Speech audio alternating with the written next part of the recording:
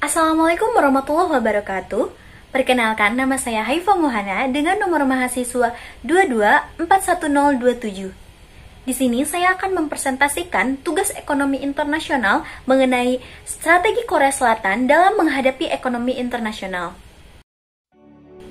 Seperti yang kita ketahui, Korea Selatan telah mencapai pertumbuhan yang sangat pesat dalam waktu yang singkat, di mana Korea Selatan telah menjadi kekuatan ekonomi global dengan daya saing yang kuat di sektor teknologi, otomotif, bahkan kimia dan baja.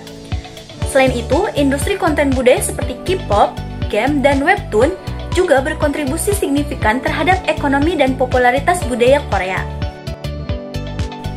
Sejak tahun 1960-an, negara ini menerapkan rencana pembangunan ekonomi berbasis ekspor, beralih dari produksi industri ringan ke industri berat dan kimia yang menghasilkan lonjakan angka ekspor dari 32,82 juta dolar pada tahun 1960 menjadi 542,2 miliar dolar pada tahun 2019. Meskipun menghadapi tantangan seperti krisis finansial pada tahun 1997, Korea Selatan berhasil bangkit melalui restrukturisasi dengan pertumbuhan GDP dan pendapatan per kapita yang stabil sebagai bukti keberhasilan ini. Beberapa strategi Korea Selatan dalam menghadapi ekonomi internasional.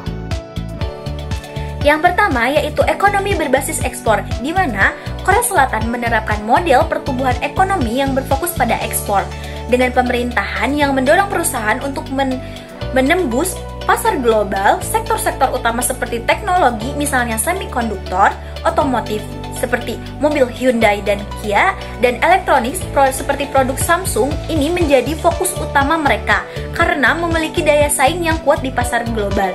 Pemerintahan juga memberikan dukungan untuk membantu perusahaan domestik untuk masuk ke pasar internasional. Yang kedua, investasi dalam pendidikan dan teknologi. Korea Selatan menempatkan pendidikan sebagai prioritas utama mereka, menghasilkan tenaga kerja yang terampil dan inovatif, dan selain itu, investasi besar dalam penelitian dan pengembangan R&D mendukung inovasi khususnya di sektor teknologi tinggi yang menjadi pilar pertumbuhan ekonomi dan daya saing global. Yang ketiga, kemitraan dan perjanjian. Korea Selatan tentu saja menjalin kemitraan dan perjanjian perdagangan bebas dengan banyak negara, seperti Amerika Serikat, Uni Eropa, dan negara-negara ASEAN. Ini bertujuan untuk mengurangi tarif dan hambatan perdagangan sehingga memudahkan akses perusahaan Korea Selatan ke pasar internasional. Yang keempat, yaitu diversifikasi sektor ekonomi, di mana Korea Selatan tidak hanya fokus pada industri berat dan teknologi saja, tetapi juga mengembangkan sektor lain seperti K-pop, pariwisata, dan layanan. Diversifikasi ini membuka peluang baru untuk pertumbuhan ekonomi dan menarik investasi asing.